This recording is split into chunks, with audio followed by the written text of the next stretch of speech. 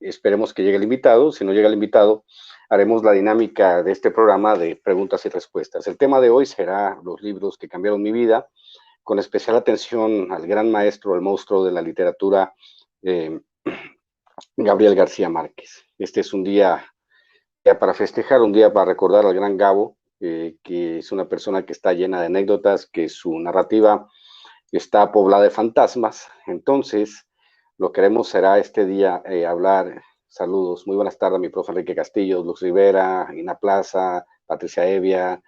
Claro que todos somos sin censura, y estamos abiertos a las preguntas del público, estamos abiertos a hablar, a dialogar acerca de literatura, que es a lo que yo me he dedicado los últimos 20 años, claro está. Me he dedicado también al ensayo últimamente, pero quiero recordarles que yo empecé escribiendo cuento y novela, que esa era mi idea principal en la vida, escribir cuento y novela, pero por azares del destino terminé escribiendo ensayo, y pues aquí andamos de gira con el pequeño Char Ilustrado por todo el país. Este día me toca transmitir desde Puebla.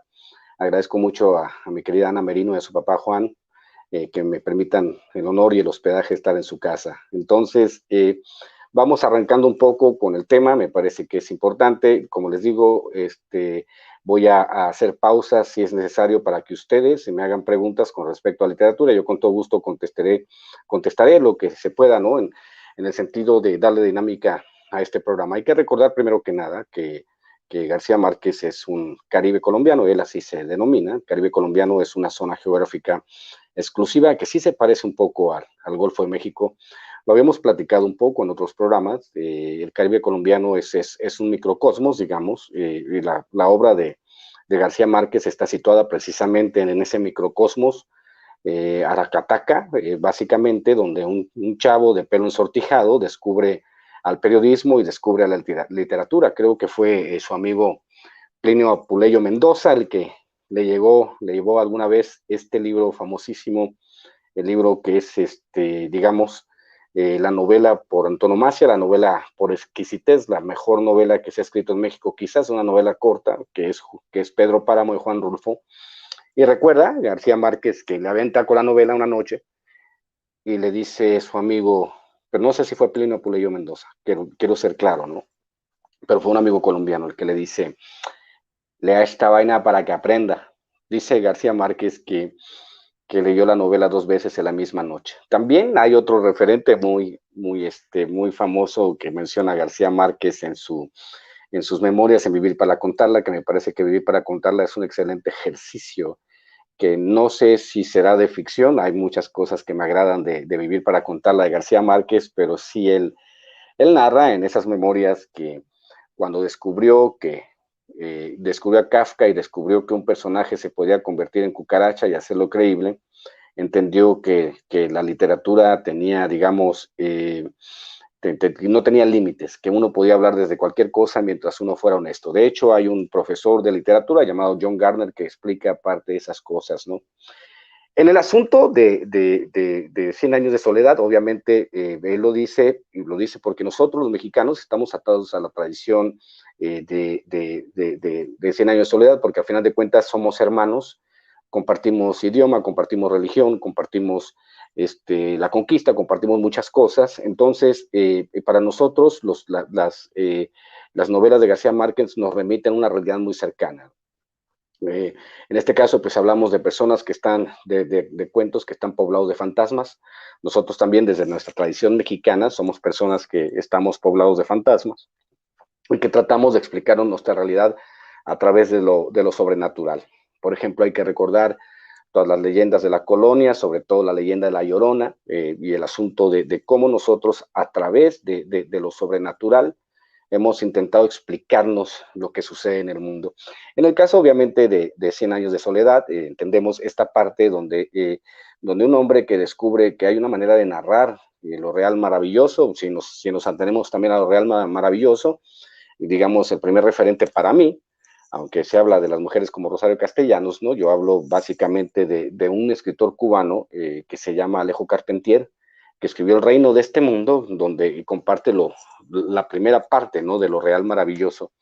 Y él habla básicamente de eso, ¿no? De mezclar las asuntos de las creencias nativas, el asunto de las tradiciones africanas, por ejemplo, porque en el caso de García Márquez, pues la mezcla está entre las tradiciones indígenas propias de Colombia, las tradiciones africanas que vinieron con los esclavos que luego fueron liberados en Latinoamérica, y también obviamente con toda la cosmogonía de los españoles que fueron llegando de España, ¿no? Básicamente estas civilizaciones mestizas que hicieron que se mezclara este asunto de lo real maravilloso y lo convirtiera en algo totalmente diferente. En 100 años de soledad nos atrevemos a decir que se convierte en, más que nada, yo soy sincero, la leí por primera vez, la leo cada 2 o 3 años, la novela. O sea, es una novela río que no deja de agotarse en ese sentido. O sea, explicamos que una novela río es donde muchísimos personajes, de hecho hicimos un programa con Miguel Martín, tratando de entender esta parte, ¿no? De cómo funciona una novela río con muchísimos personajes. De hecho, hasta compartimos un gráfico, ¿no? Donde se explicaba por dónde llegaban los buen día. De hecho, quizá en Colombia sea donde uno de los únicos países donde la gente se atreve a recitar de memoria la primera página de 100 años de soledad. Yo lo hago desde mi perspectiva, hablando básicamente de los primeros párrafos porque me encanta, ¿no? Y siempre los mezclo Pedro Páramo con 100 años de soledad, y siempre digo, frente al pelotón de fusilamiento, el coronel Aureliano Buendía habría de recordar aquel lejano día en que su padre lo llevó a conocer el hielo. En el caso de Juan Rulfo, pues la primera frase es genial, ¿no? Vine a Comala porque me dijeron que aquí vivía mi padre, un tal Pedro Páramo. Es muy importante, sobre todo en el asunto de cuando uno establece el análisis de una novela o cómo se va secuenciando, porque al final de cuentas escribir significa eso, significa empezar a entender cómo se van construyendo las frases, cuál es el ritmo de las frases, cómo se adjetiva para que una narración sea funcional.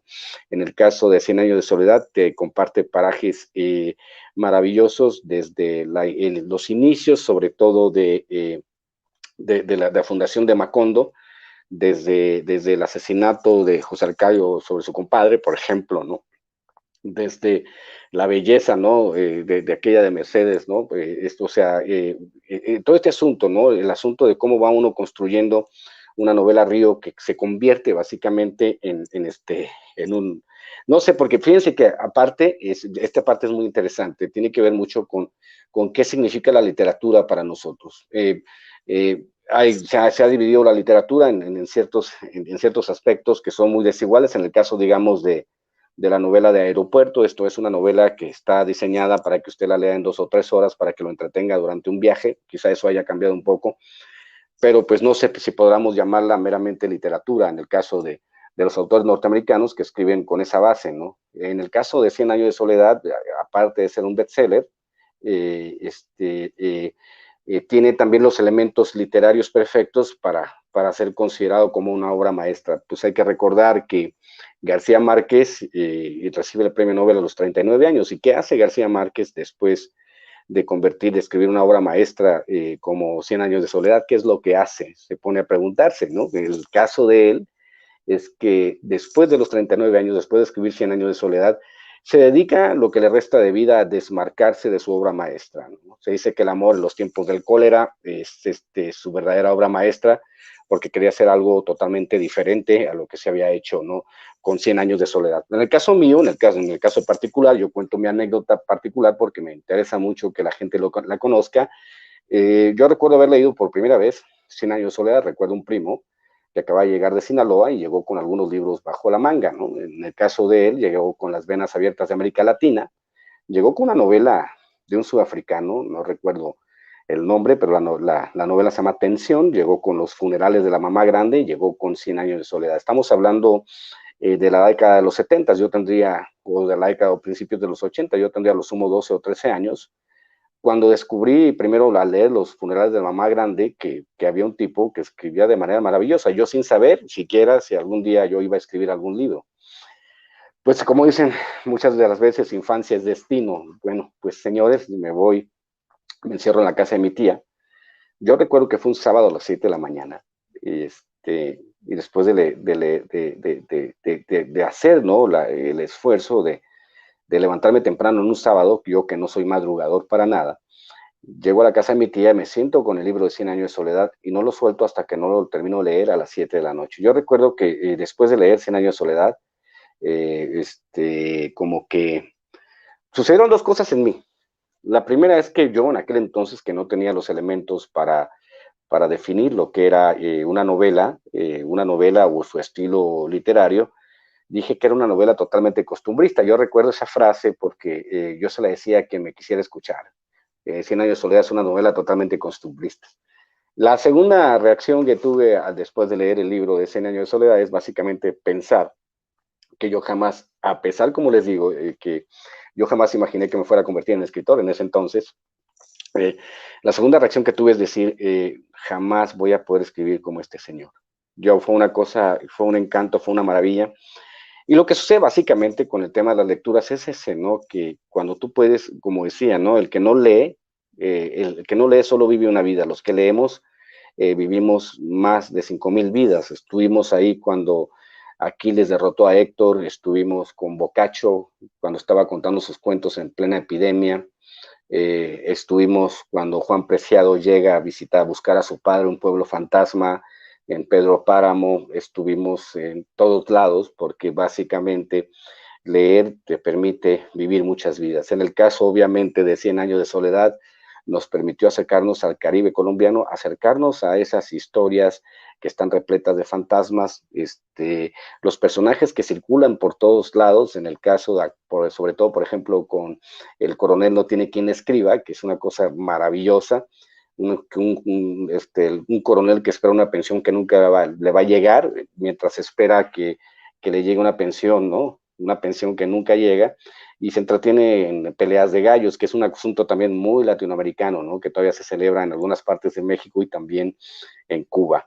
Los funerales de la mamá grande obviamente es una colección de cuentos maravillosos. Yo recuerdo aquel cuento porque al final de cuentas saben lo que pasa con los libros, que con el caso en el mío, que yo tengo memoria de teflón, que pienso yo en esta circunstancia donde hay ciertas características del libro que se te olvidan, pero hay ciertos personajes que se quedan totalmente grabados para la posteridad. Recuerda uno mucho los funerales de la mamá grande, aquel cuate que se roba las bolas de billar, ¿no? Y me parece que es un cuento maravilloso. Igual en el asunto de la técnica literaria, también recuerdo mucho el tema de Julio Cortázar, por ejemplo. Cuando Julio Cortázar escribe un cuento que se llama la señorita Cora, que es un asunto donde se manejan los puntos de vista espaciales de manera distorsionada. Para lo que ustedes no sepan cómo funcionan algunos aspectos de la literatura, pues obviamente permítanme decirles que hay muchos narradores que se pueden escoger para contar un relato. El primer narrador que se puede escoger es un narrador omnisciente, esto es un narrador que ve todo como un dios, que conoce los pensamientos más íntimos de los personajes a los cuales está escribiendo, pero también se puede escribir desde una primera persona que es desde un yo, desde la segunda persona que es desde un tú, y si ustedes saben si quieren saber cómo se escribe una novela desde un tú, desde segunda persona, que es una técnica muy difícil de hacer, pues yo les recomiendo Aura de Carlos Fuentes. Carlos Fuentes escribe Aura desde un tú. Y sobre todo creo que la técnica, no sé, era pospretérito, una cosa de esas, ¿no?